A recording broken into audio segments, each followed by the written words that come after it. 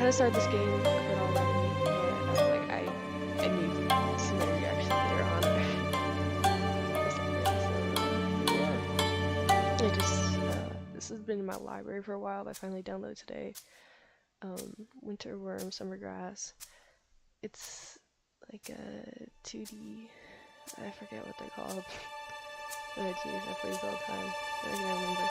Anyway, kind of like there's a lot of suggested content. But yeah, future me or whoever decides to see this, I hope you enjoy.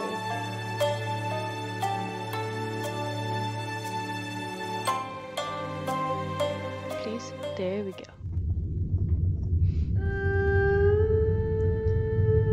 People whisper of a village.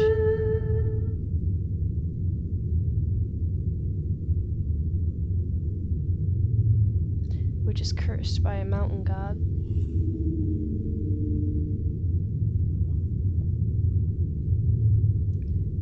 Venture beyond the bustle of the city, through the remote forests and towering mountains to where rumbling and whistling of steam trains barely echo.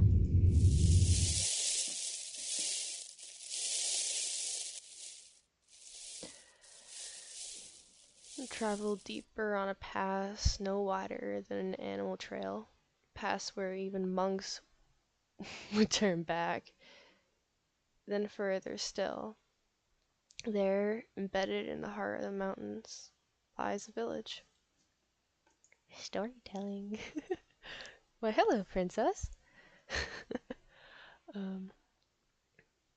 All who see this isolated hive of human life, cupped on all sides by sheer rock and dense forest, are stunned by its beauty.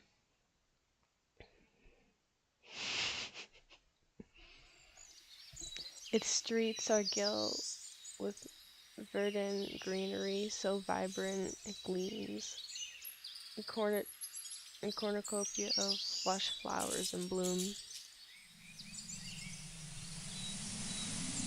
In spring, cherry blossom trees decorate the village like a parade of girls in the finest dresses, treaded on soft green carpet. Wrong button.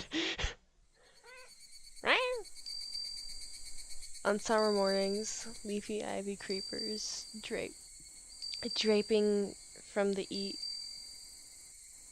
eaves of every house, rustled among twinkling, dew-dabbling glass wind chimes.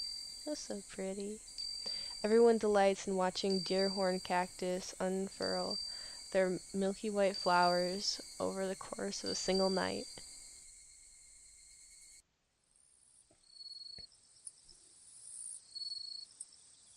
In fall, the sky stretches higher than ever, filled with leaves as bright as a flickering flame.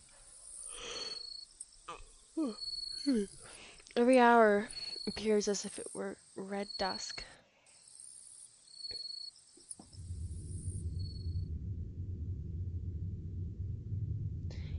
Even in winter, when the village is silenced by snowfall, the sweet fragrance of pale purple wisteria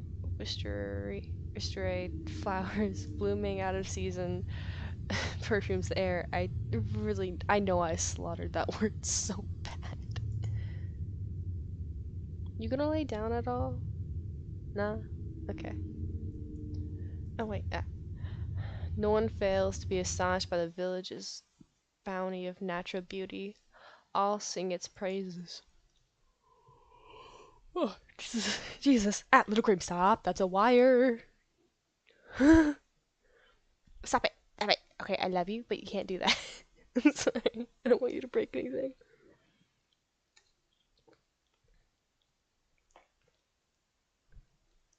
She got about to tear the wire out of my laptop.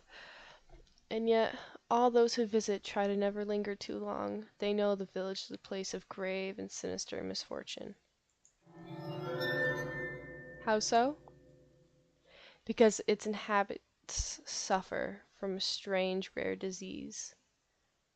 Each and every one of them. Please don't electrocute yourself. As winters turn to spring, their symptoms appear in droves. The people of the village bloom just the same as their surroundings, as if they themselves are part of the mountains. Sprouts and stems spill from their eyes, the tops of their heads, and their pores. Ivy bursts forth from their bodies, vines creep from their skin, petals surge from their mouths with every cough. Spring wildflowers and mosses which ought to rise only from the ground erupt from their skin as well. The great mistletoe has come. Mistletoe, huh? Though the villagers have their own name for the awful phenomenon, outsiders know it as the flora calamity. Legend has it the disease a result of the villagers once having invoked the wrath of a mountain god. Its rate of onset varies, but when a victim's body is entirely covered by plants, they perish, becoming one with the mountains. Well, that's sad, but also kind of beautiful if you think about it.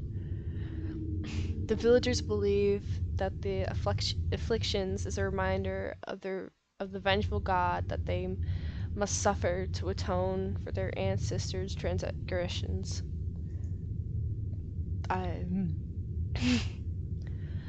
Believing the god will forgive them one day, they embrace an industrious and escritically.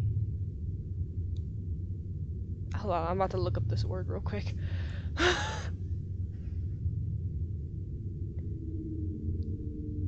Yes, that was a lot. Also, am I just not? Hold on, give me 1 second here. Hold on.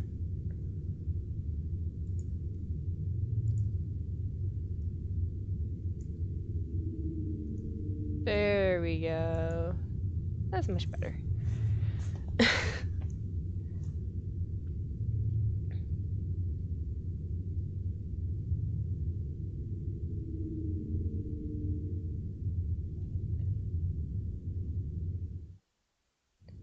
I'm about to learn a new word today.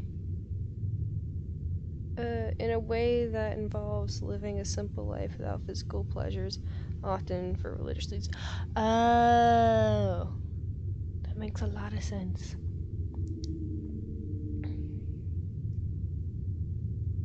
How do you pronounce it?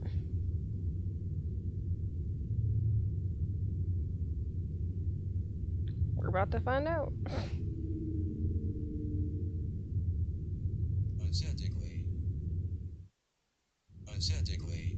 Aesthetically.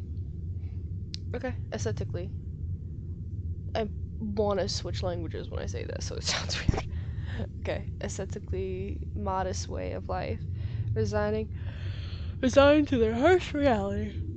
Oh my god, I am yawning a lot. There is another god. As it happens, the village is a home to a god of its own too.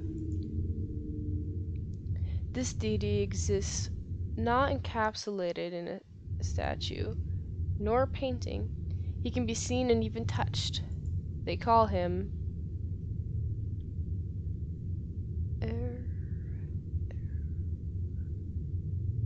Eraidogomi. Eraidogomi? I am probably slaughtering that, and I apologize.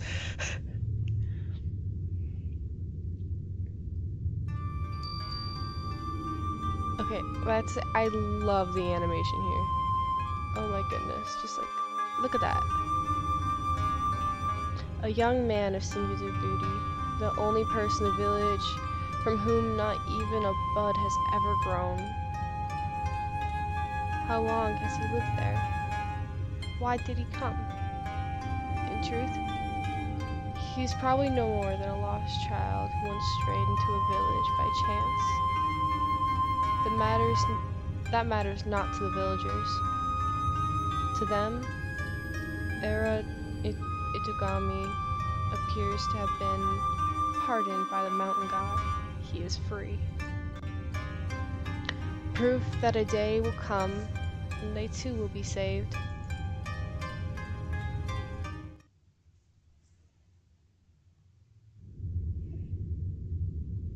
You scare the ever-living crap out of me, you know that, cat?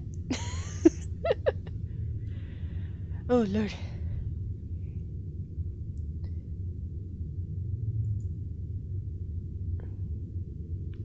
There are more today. Ao stared drearily into the lacquered mirror her mother had given her. It had become her morning routine ever since the great mistletoe had come to her. She heaved a deep sigh, releasing all the hope that had stirred in her during the night. Why am I yawning? I'm not even tired. Nozuna. I might not last long enough. Should I do voices? I might try to do voices. Maybe. The rumbling of departure, her steam train echoed in her memories. Aoi. I'm saying that so hard. Aoi. Make sure you hold on until I become a doctor, okay? Her childhood friend, Nazuna's voice had become nearly drowned out by the screech of the whistle warning the train was about to leave. Aoi wondered what expression he'd worn then, after he turned away. I'm also gonna real quick look up how to say this name because it's gonna be very prominent in the story because main character, and I kind of need to know how to say it.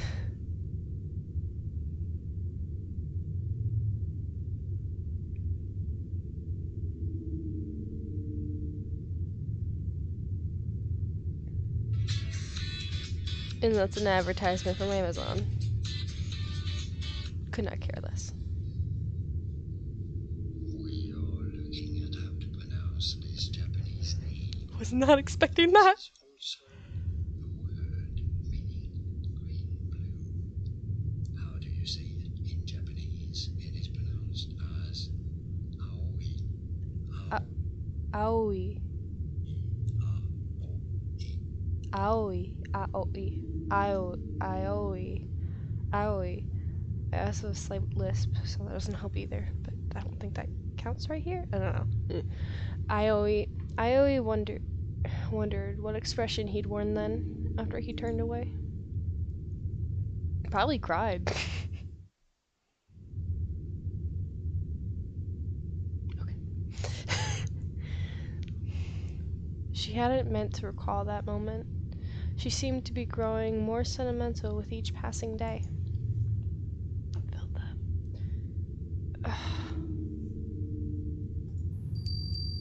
Her hand wandered to the newer, unmentionable buds spouting from her eye.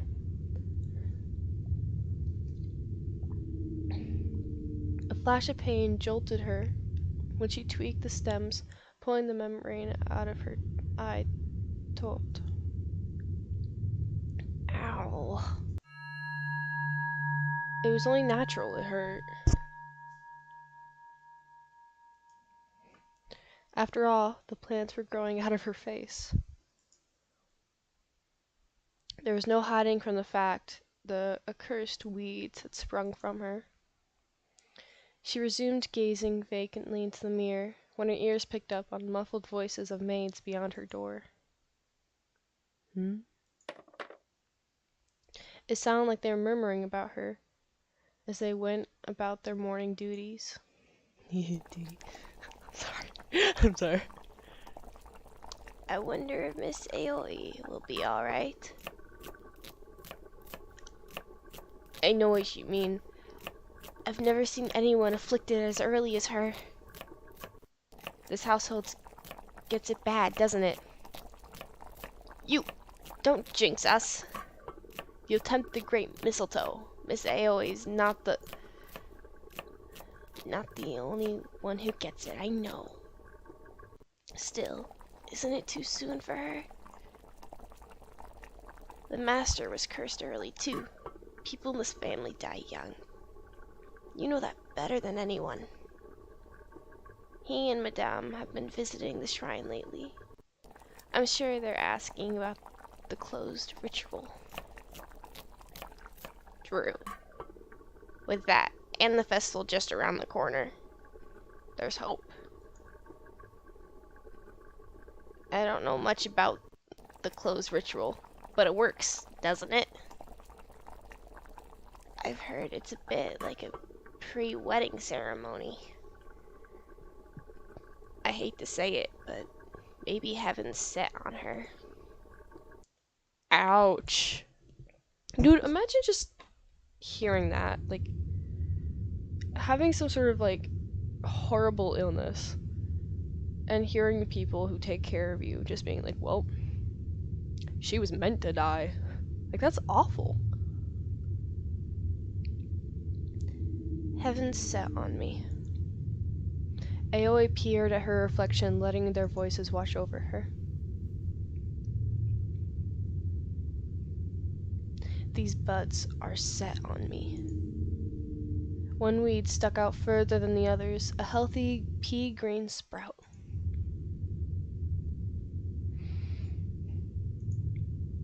Aoi attentively pinched its stem. A rush of pain when she tugged on the smooth, supple plant assured her it was indeed growing out of her. Why? Why me? What was Aoi who she was? She didn't... Why did she have to be born in a village? Into her family? The mirror slid out of her grip and landed on the floor with a thud. Oh. Are you awake, Miss Ao? Miss Aoi? My bad. Turn the volume up because I can't hear shiz. Because I have to censor myself. Like, I should probably not have it that loud.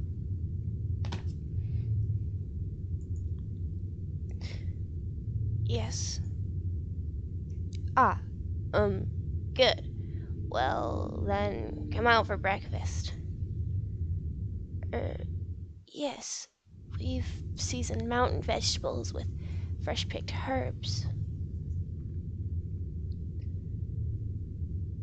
You'll like them. Okay, sounds good. I don't know, she seems like a timid voiced person, just given like the grief she's gone through. So, we'll see. I might change it depending on how her character comes out. How many meals do I have left? Could I get used to eating the plants that grow out of me? It would be nice if doing that cut the curse off at its roots, so to speak. Turn it back into her body. How silly. There's no point in being ridiculous. No one would do such a thing. Her mindering thoughts brought a smile to her lips. Even if she did eat what grew from her, new foliage would spring forth in its place. It preyed on her flesh and blood.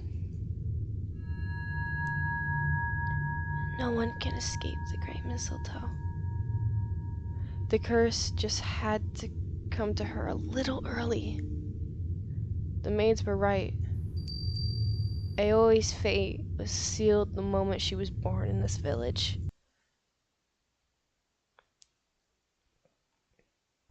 Flashback time. Come on, faster! I don't know how young they are, but... Aoi dashed a gravel path, thought of how carefully her mother had dressed her. It'll be okay. I'm only a little late.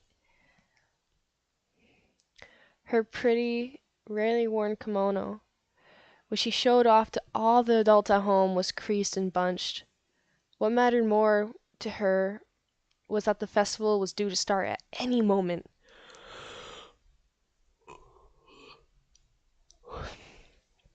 She promised Nezuna that she'd rendezvous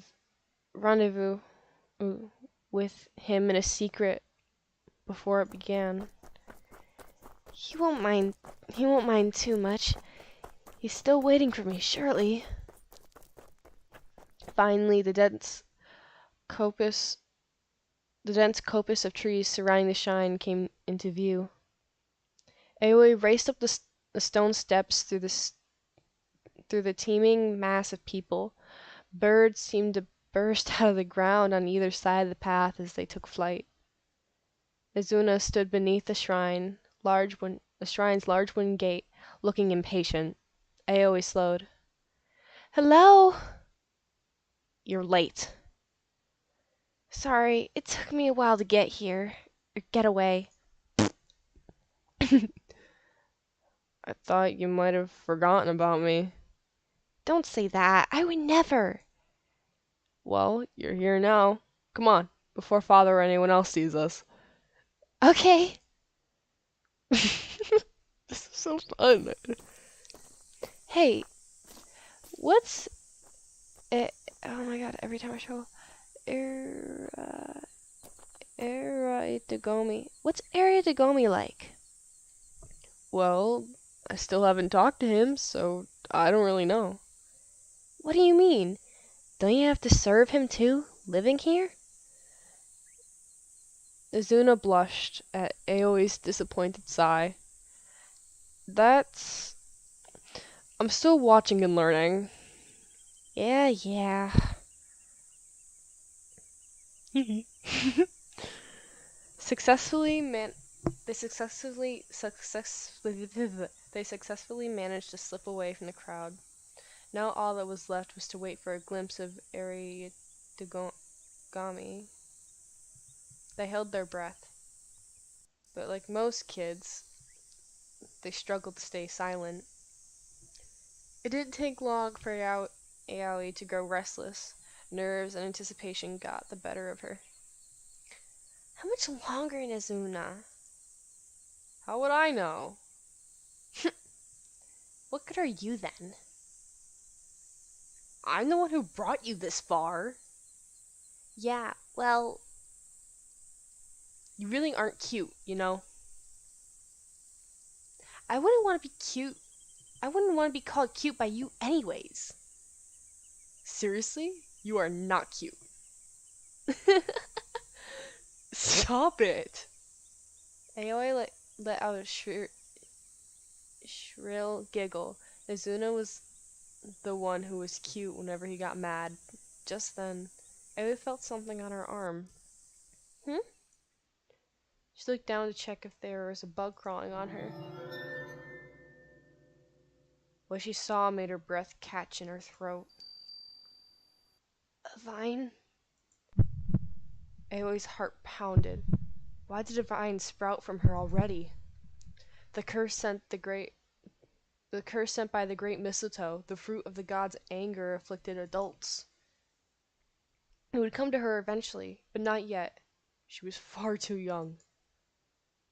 Oh, no. What's wrong? Aoi impulsively shook her arm. The vine bud whipped back and forth, then came off and landed on the ground. Ah. Thank goodness. It might have fallen on me. It couldn't have been growing out of me. If it had broken off just now, it would have hurt more. What happened?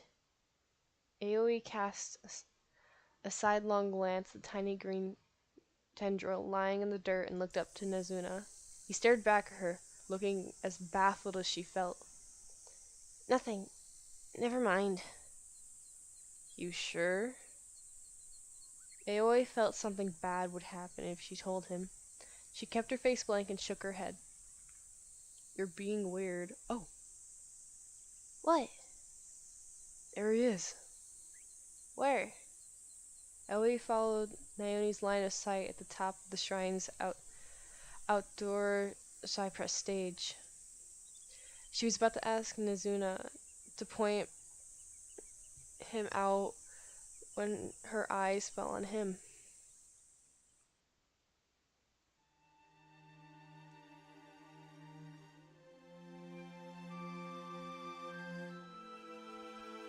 Again, this art is stunning. He looked right back at her. What? Why is he looking over here? Mizuna had promised that no one would expect to spot anyone where they were hiding. But Eri Itogomi was definitely looking their way. Eri was transfixed by his eyes. They held the same color as the forest's fresh greenery, and they changed with the light. Oh, excuse me, like the mountainside did. Wow.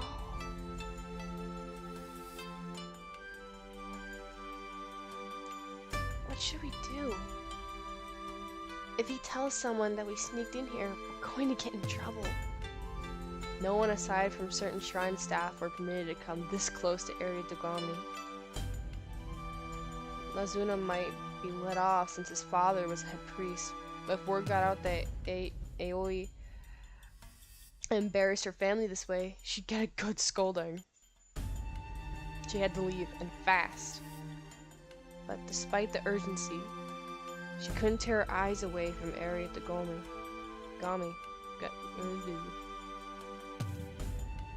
He's so pretty. His bony hair was tinged blue.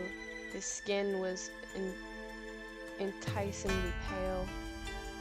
His lips were plump and smooth as dewy fresh fruit, and his hair color changing fairy tale eyes. So pretty. A man so beautiful that he earned the mountain god's favor was 12 steps away. Often hearsay tends to build up someone's hopes, only for reality to bring them crashing down. Even the sheltered young Aoi knew that. But the blessed Eri Itogami is incandescence blew all of her expectations away. He had to be a living god. Aoi couldn't reconcile the urgency of her emotions with him possibly being anything else. Ooh, what voice should I give him? He's a pretty boy, so we'll see. Did he say something just now? She'd gotten lost in her own world while gazing at him. His moving lips broke the spell. She and Nazuna were too far away from his voices to reach. What did he say just now? I don't know. Ugh. The moment she felt Eri Togami's eyes again, the tinge in her forearm returned. It's back. The vine which she severed earlier had sprouted anew, and was coiling around her wrist. For some reason, the sight of it didn't scare her anymore. Well then.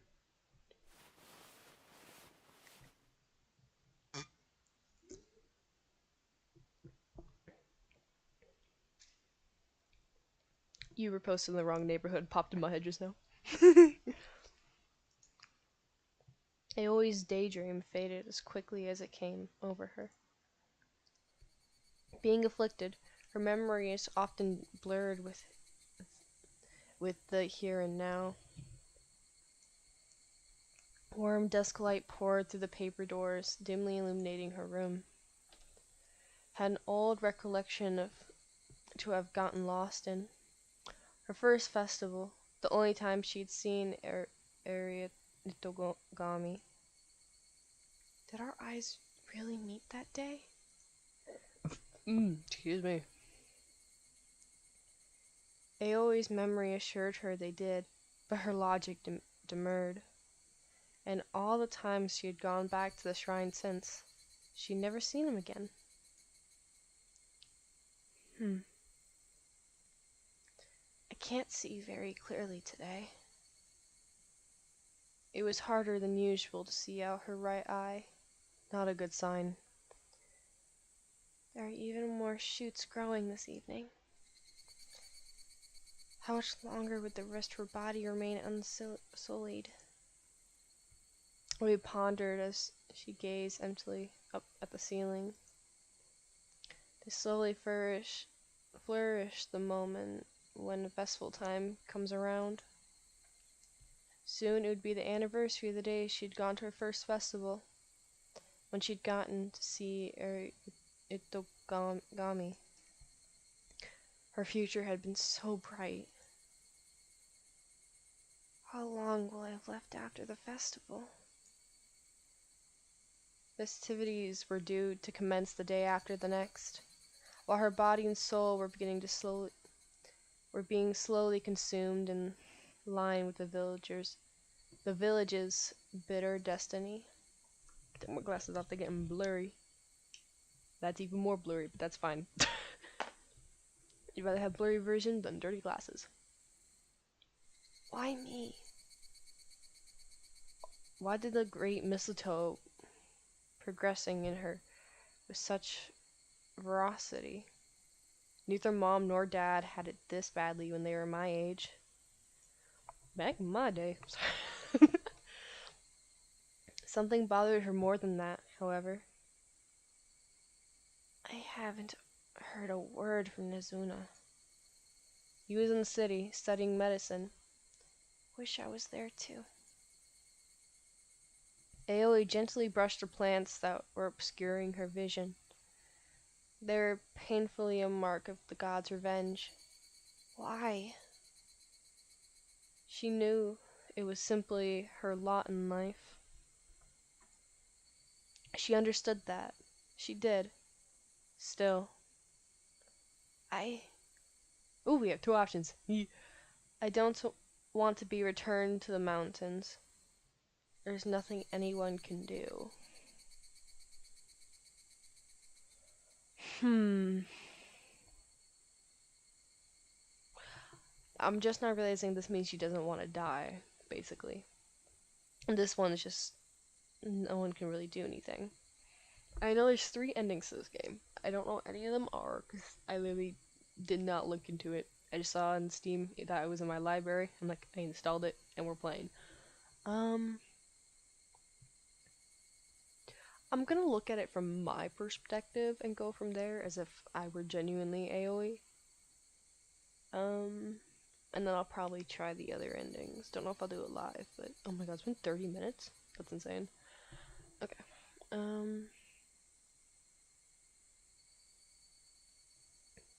I would say don't want to return to the mountains, because I wouldn't give up hope that easily. Aoi bit back another sigh. I'm scared. She loathed her situation. She wasn't ready to die yet. There was so much she still wanted to do, and she had a promise to keep.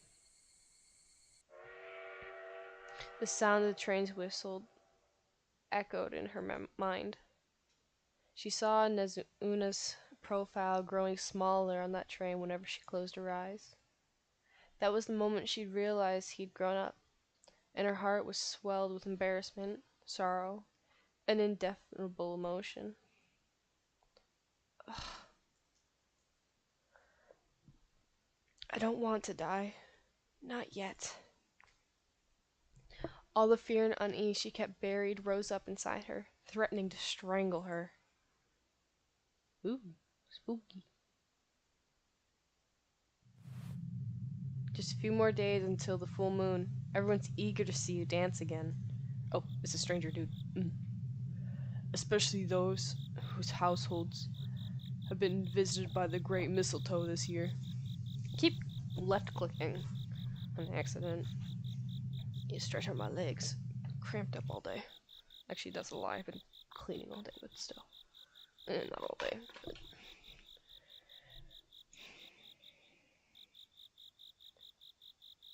You look nervous. You make me nervous. Sorry. Okay.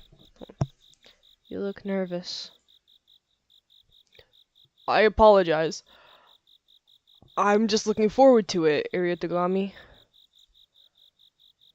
Are you?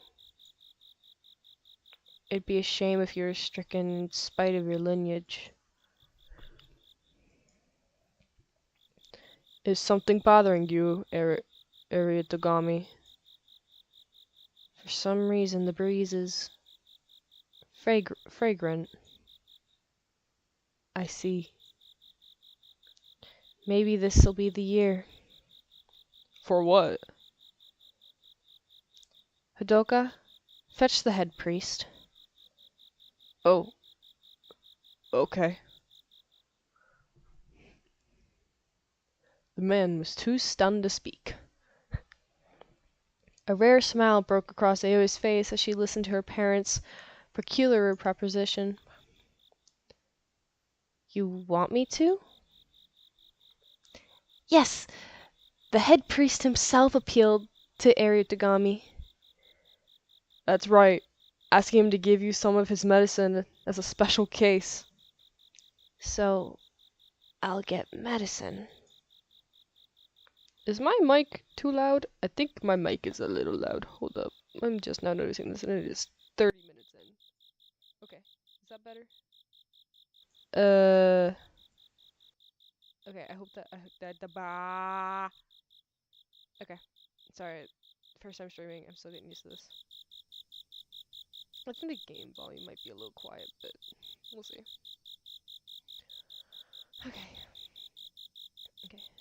Medicine was usually handed out at the end of the festival, near the sacred tree, because it was made by the blessed Ariatogami. It was a renewed panacea.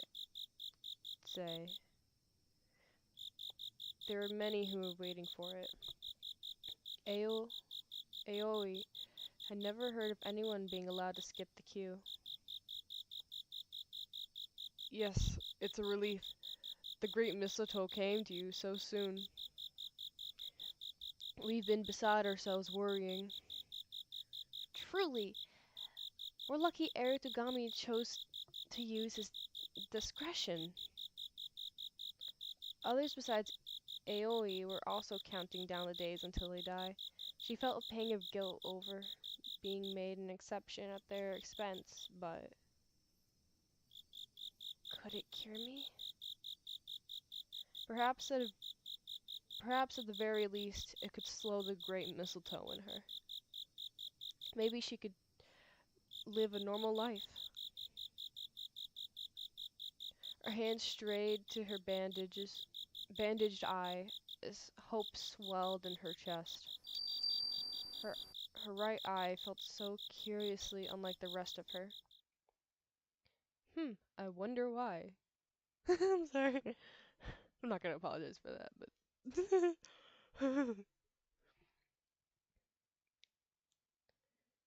this is kind of nerve-wracking. Aoi followed her mother up the narrow stone steps to the shrine. Faint trickling of water and chirping of insects filtered through the sacred grove surrounding them. The following 2 days during the festival was the only time during the year when villagers stroll freely about the grove. For some reason, simply being there alleviated pain felt by the great mistletoe.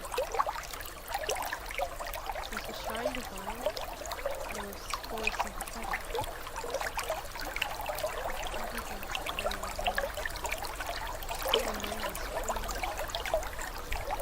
Calmness soothed the careful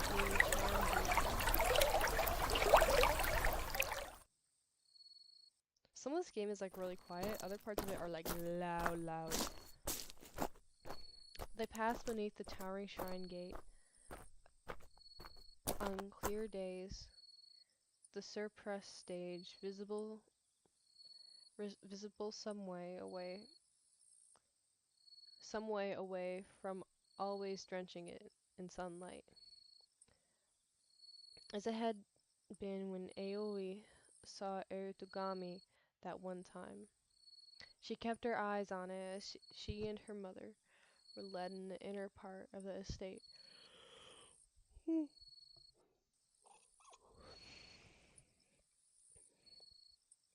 The man guiding them gave some sort of signal and set the huge doors creak open.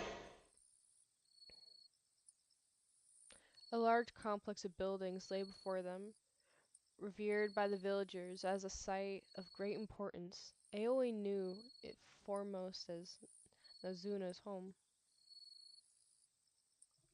Oh yeah, it seems like Nazuna's family are like servants for Erutogami. She had come here countless times before during the daytime, but it looked very different at night. Another attendant shuffled toward them. Miss Aoi must go alone from here on. Oh, okay. Aoi? Yes? Her mother's tone was unexpectedly pressing. Hearing the strain in her voice, Aoi could picture her face even without being able to see it clearly in the dark. Close your eyes, block your ears, don't make a sound. So long as you do that, it'll be morning before you know it. I will, Mom. The heavy doors creaked again as they closed behind Aoi's mother. The last Aoi saw of her was her back as she turned away, being swallowed by the night. May I help you, Miss Ma'am? Do you want a streaming channel too? Oh dear Lord. Hold up. That is very loud. I'm like checking the audio in the stream every now and again to make sure it's not like bursting ears out, so when I listen to this later it won't kill me inside. The footman led Aoi through living quarters, then down a passageway. There ought to have been many attendants surfing in the wing, but all was silent. Aoi followed the footman's back, relying on the wavering light of lanterns he held to guide her footsteps. A passageway so narrow that it would be hard to turn around in, even traveling in single file.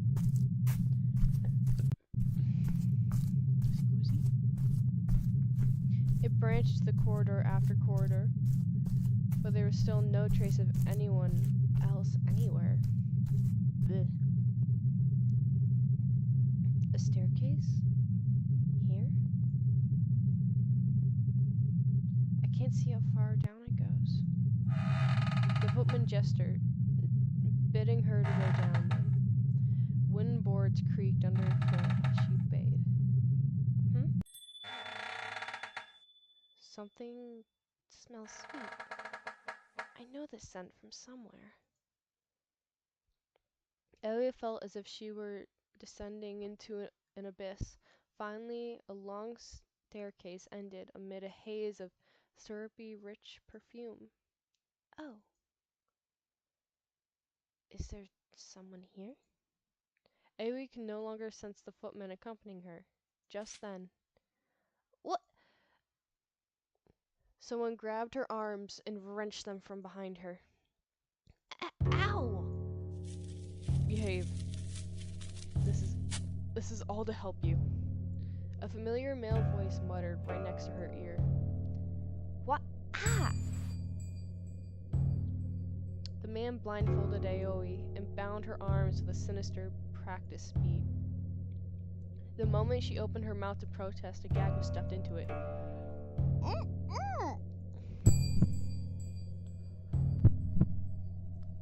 Apprehension made her pulse boom faster until it felt like her heartbeat would stop.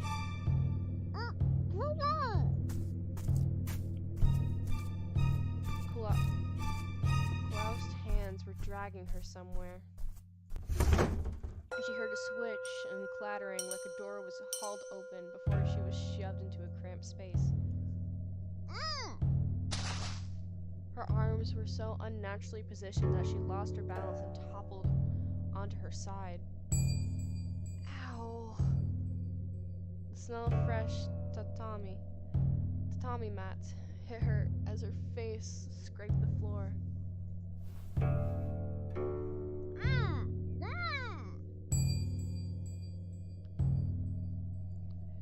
With some jostling, she managed to loosen her blindfold. It was still too dark to see. I've got to escape. Wait here for time being.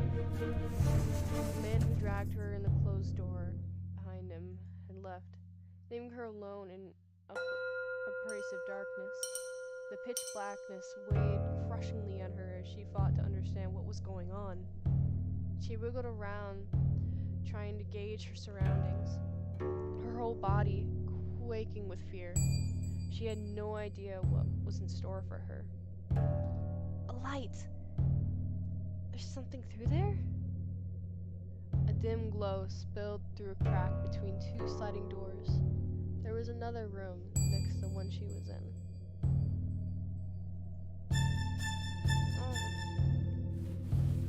Crawling on her belly like a caterpillar, Aoi struggled over to the source of light.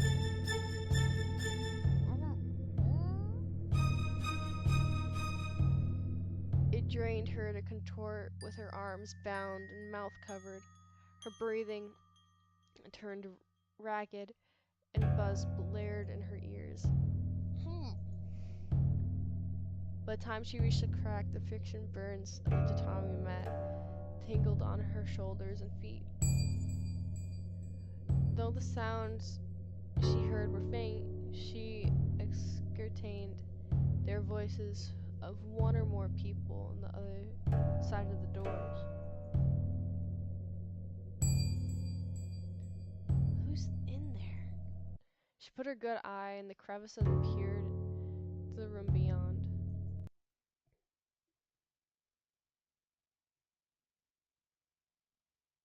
Shadows on the opposite wall danced in orange light emitted by candelabra. There's three people perhaps. What are they doing? Oh Lord. Ah!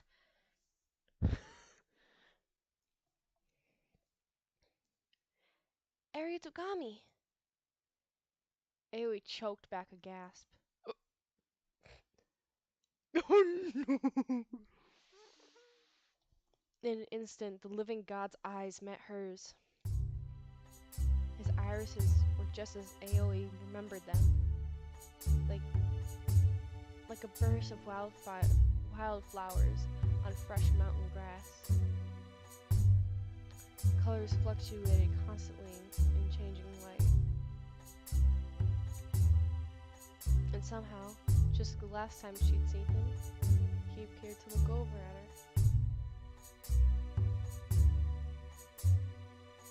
Is this a dream? Mere inches away from him was a man's beautiful as he,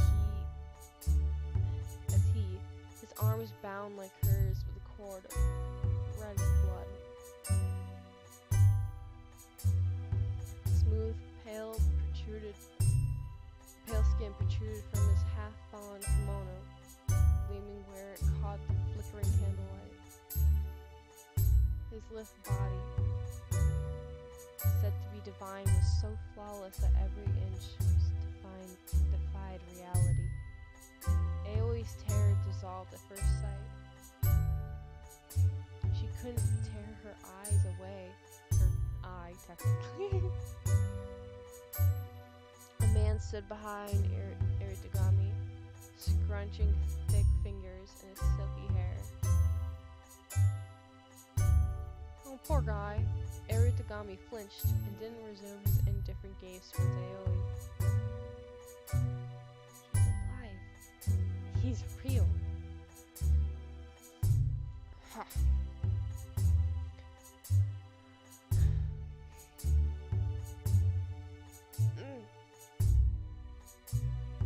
The oldest man's animalistic groan hung heavy in the humid air. Iritagami's elongated neck was strained yellow by a light with delicate porcelain vase. I got the word. A droplet of sweat fell from his chin, shattered on the floor like a jewel. A pungent smell of flowers grew stronger. What if he is the mountain god? Did we ever think about that? Like ever? Or like a descendant of it? Aoi's heart clenched the sight of Iritagami's detached, yet forlorn expression. She definitely should not be watching this. But though she knew that full well, she was hypnotized by his elegance, drawn like a moth to a flame. So she a simp. I'm not saying that. A moan as soft as a sigh escaped Iritagami's lips, which were swollen as fruit ripened to the bursting point. Aoi's mouth watered at his forbearance, at his every movement, which betrayed how he was enduring what was being done to him. Whew. I'm sorry, what? Your mouth is watering? I mean, mine is too, but... She gulped. Me too, sister. Come over here. Yes, sir.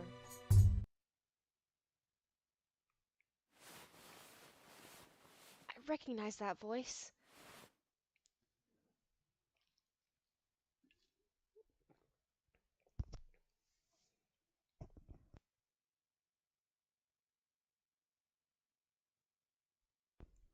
You don't get free gulping noises. It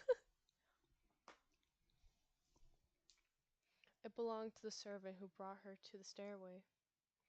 Iritagami tore his gaze away from the door. Aoi was behind, his expression still blank, like he was trying his hardest to ignore the deplorable position he was in.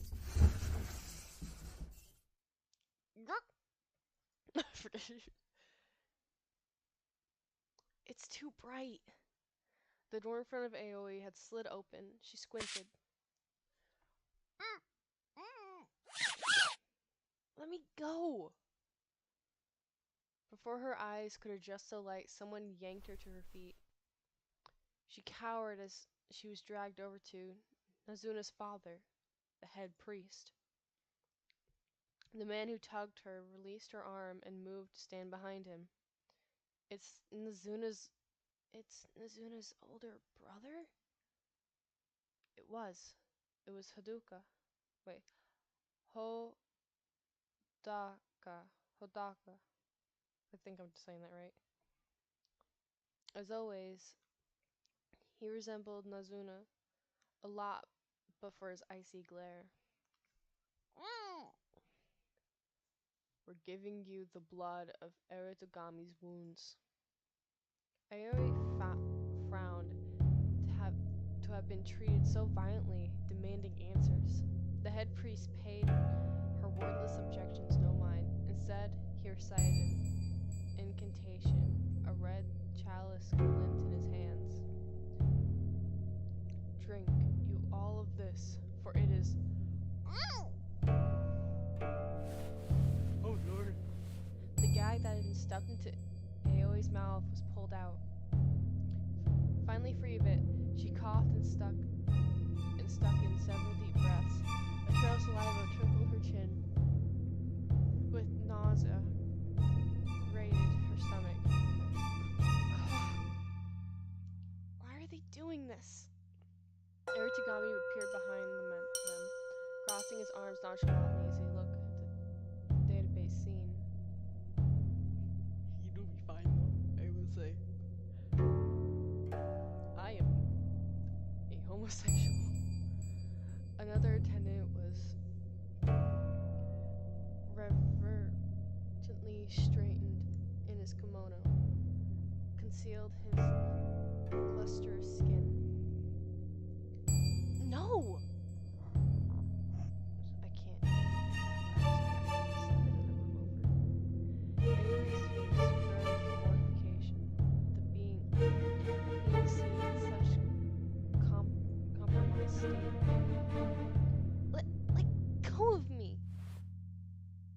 Hold her head. Yes, sir. Don't We're doing this for you, Aoi. You're receiving special treatment. Only a fool would struggle. What are you talking about? You're still too much of a child to understand? Hadaka grabbed Aoi's hair and wrenched her jaw open so roughly she thought it might dislocate. Stop! Don't! Something poured into Aoi's mouth and as it stifled any further cries. Oh. The persuasive smell of wildflowers and fresh grass filled her nostrils. Elixir flooded her throat. She swallowed to keep from choking. It made her sputter and she coughed most of it back up, regardless of the circumstances. She couldn't keep the potion down. Give me the liniment instead. Yes, sir. The head priest scooped a handful of slimy volatility with a liqueur bottle and slashed it on Aoi's eye. It smelled like dirt. Like mountain dirt. This will arrest the great mistletoe in you. Aoi shuddered. Her skin crawled, urging to resist the head priest, who kept relentlessly applying more of the sticky ooze.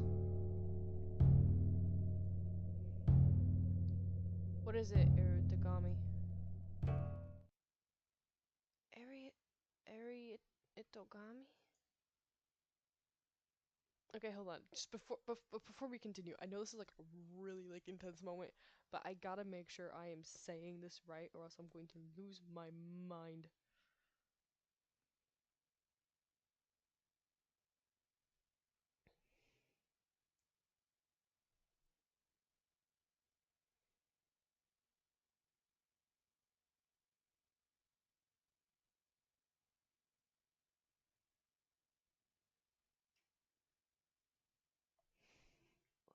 What? I gotta see how to pronounce his name real quick if I want to figure out how to say it. He styled in front of her, casting a shadow over her face before tilting her chin up. It's him! Oh my god, my laptop's glitching out. I might have to end this soon, that means. Ah, that's how you spell it. Oh, I was so close. Wait, no, I spelled it right. Yeah, I spelled it right the first time. Totes to me.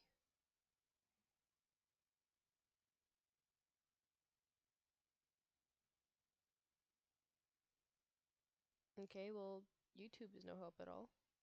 Love you, YouTube, but,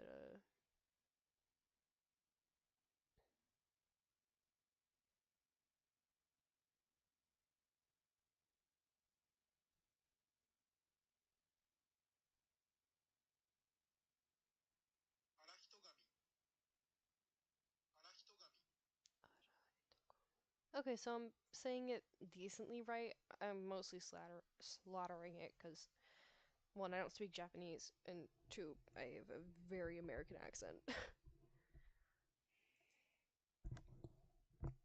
His stare seemed devoid of life as it bore down on her.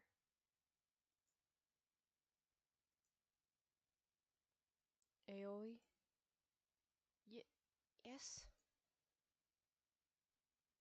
She was too lost in his eyes to wonder why her name had graced those lips. Are you scared? Are you scared? He spoke so solemnly he could have been proposing double suicide. Of all people, Ariotogami was speaking to her. Aoi knew she had to answer, but she was so overwhelmed that it was all she could do was stay upright. Ariotogami placed a cold hand over her face, blocking her vision.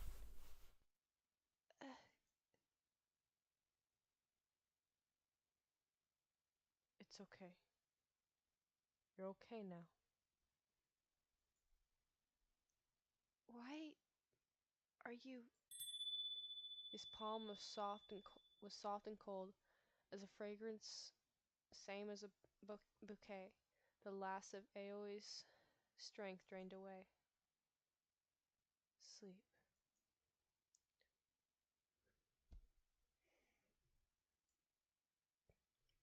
Lured by his invitation to relax, she sank into darkness.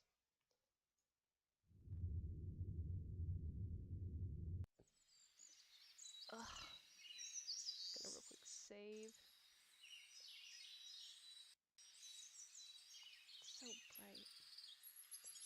You know what? I think that... Give me 1 second here.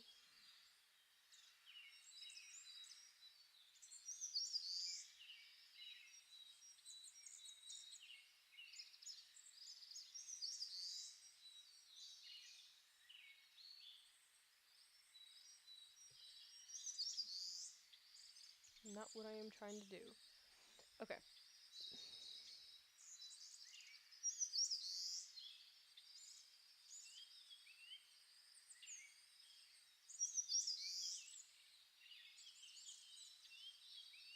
Me struggling.